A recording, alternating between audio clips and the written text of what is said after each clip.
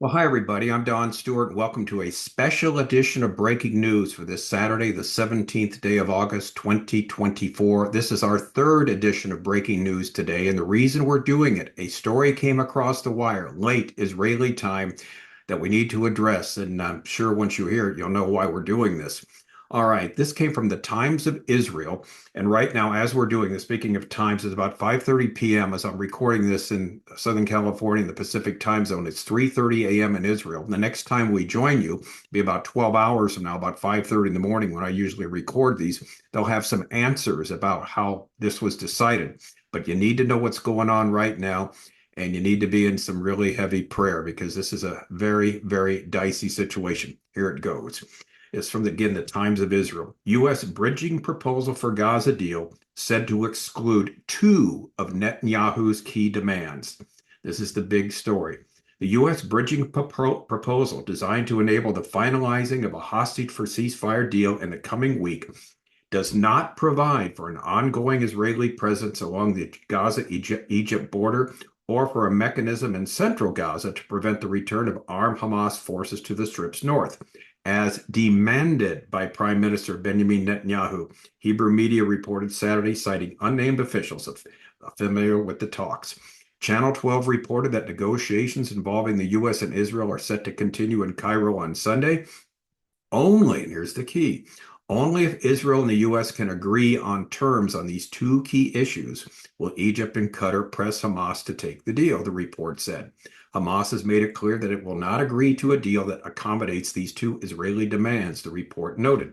The TV report added that Netanyahu, who has repeatedly insisted on these two demands in recent weeks, is expected to hold a fateful discussion with Israel's negotiators and security chiefs focused on these issues before Sunday's talks get underway in the Egyptian capital. He is also slated to hold talks with U.S. Secretary of State Anthony Blinken, who is due in Israel on Sunday. In a statement issued on Saturday evening, Netanyahu's office said Israeli negotiators had briefed him on the talks and expressed cautious optimism regarding the possibility of advancing a deal. It said the new U.S. proposal, which was conveyed to Israel and Hamas on Friday at the end of 2 days of talks between Israel and the mediators in Doha, contained components that are acceptable to Israel. We must hope that the heavy pressure on Hamas from the United States and the mediators leads to the removal of its opposition to the American proposal and allows for a breakthrough in the context, the statement said.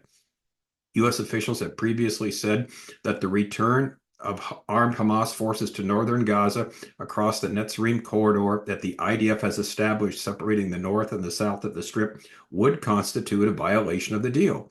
According to a Walla News report, the mediators have now proposed a clause that gives Israel the right to resume military hostilities against Hamas if weapons are moved into northern Gaza. The IDF would be required to withdraw from the Netzarim area in the first phase of the deal. In other words, they have to withdraw from there. And if after their withdrawal, Hamas moves weapons back to that area, then that squelches the deal.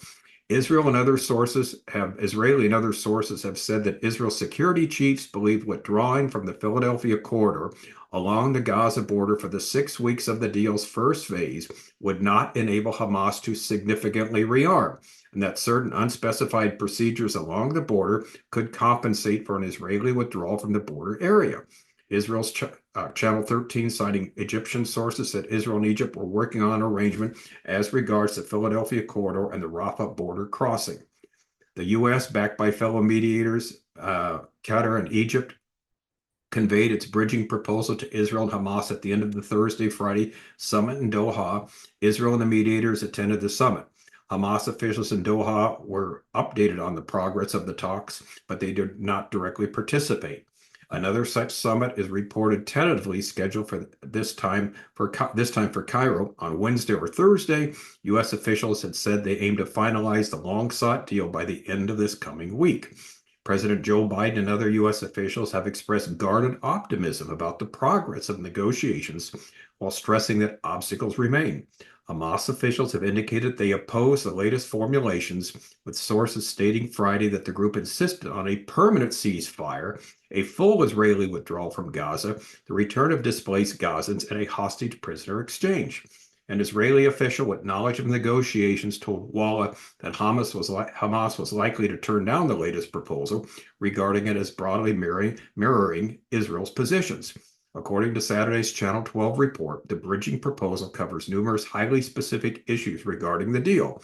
Among these, it specifies how many living Israeli hostages will go free in the first 6-week phase of the deal. It had previously been widely reported that some 30 women, elderly, and sick hostages would be freed. The names of almost all these hostages have been largely determined, the report says. The proposal also specifies the order in which the hostages would be free, with women and female soldiers to be released first.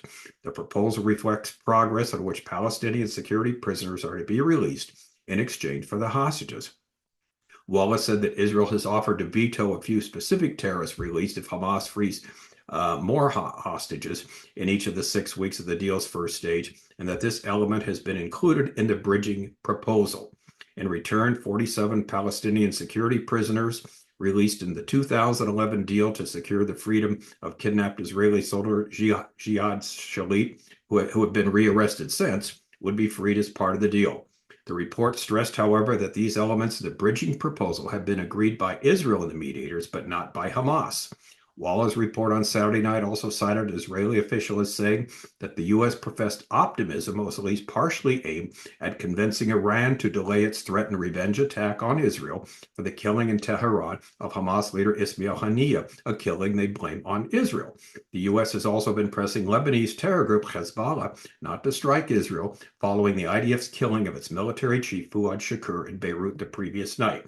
Similarly, a foreign source involved in the talks told a Khan public broadcaster that the mediators are continuing to talk with Iran and Hezbollah and encourage them not to escalate the situation.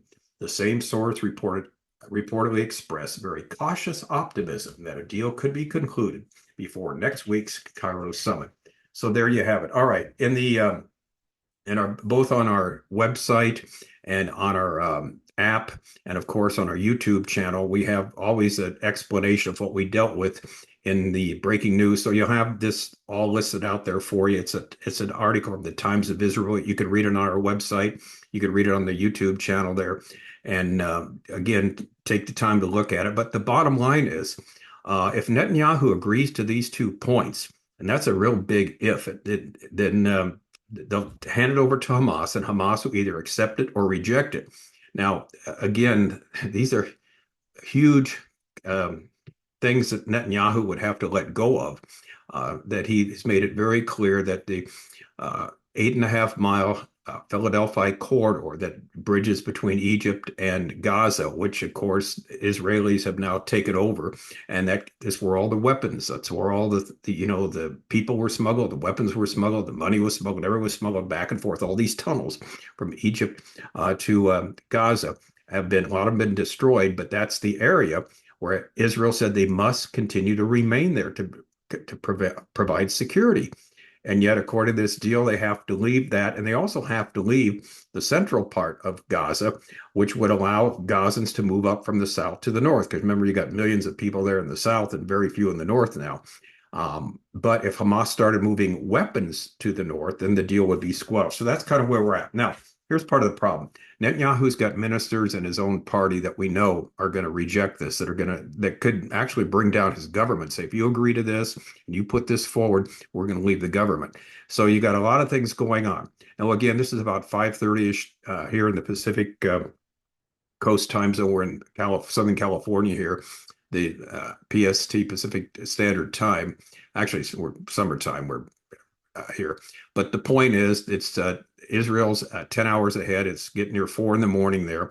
So by the time we come back, 10 hours from now, it'll be 3 in the afternoon there in Israel. They've probably have made some decisions, and they'll be promoted one way or another. We'll mention them, of course, when we get up at usually I'm up at 4:35 in the morning and record these things. So we'll let you know what's happened then. But you need to know this part, because this is huge. Because if Israel agrees to this, now it's possible, probably likely Hamas would reject it. But if Israel agrees to this, there'll be a lot of angry people in Israel that think Netanyahu has caved in. In fact, when you read some of the comments in the Times of Israel, this story, this is no way you want to make this agreement. No way you want to give Hamas this. So we'll see what happens. But anyway, we thought it was worth breaking into again today and for a third time to do a breaking news. So we keep you up to date when we are back on again in the morning. We'll come back, like I said, about probably 5:30 to 6 a.m. That's where we usually record in the morning. Then we will give you the latest of what we know. But in the meantime, we wanted you to know this and pray about the situation. We don't know what's going to happen because remember, there's a regional war at stake here too. If Netanyahu does not even allow for that to go forward, it's possibly that Iran and Hezbollah will attack. But what's going to happen if Netanyahu says, okay, go forward with it. Qatar, Egypt, U.S. agree. They give it to Hezbollah, give it to Hamas, and they turn it down. Know what's going to happen. We just don't know. So a lot of things going on. So anyway, again, I'm Don Stewart. Thank you so much for watching, and we'll keep you posted first thing in the morning. Until then, as always, may the Lord richly, richly bless.